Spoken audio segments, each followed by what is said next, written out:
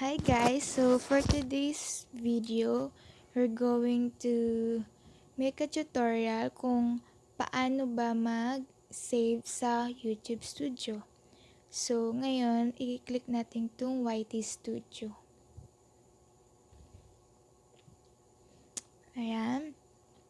And then, click lang natin itong 3 rows na to. And then, click Videos. Okay. And then, click lang natin yung video na gusto natin i-edit. So, ito. Current video natin. And then, click lang natin tong parang pencil na sign na to. Yung edit sign. And then, i-edit na natin yung gusto natin i-edit. So, dito sa video na to, gusto ko i-edit yung thumbnail. Okay, so click ko lang tong custom thumbnail. Before nga pala kayo mag-custom thumbnail, make sure na naka-verify yung YouTube account nyo, okay? So, click lang natin.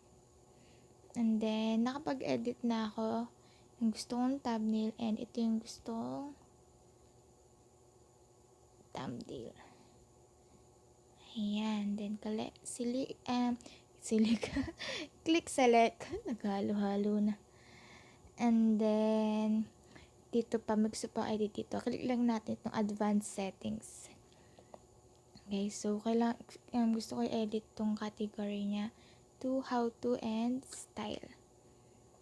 And, that's it. So, ngayon, nakikita natin na ito, hindi ko ma-save. Pinipindot ko itong save. Hindi ko siya ma-save. So, ganito lang yan. Okay, click lang natin itong title. And then, we're going to write something.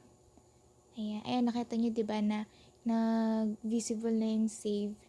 And then, i-delete lang natin yung nilagay lang natin sa title. Which is, hindi naman natin kailangan. And then, ayan, pwede na natin itong i-save. Click na natin yung save. Ayan.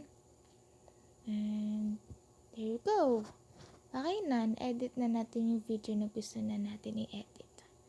So, that's it guys. Thank you for watching. Don't forget to subscribe.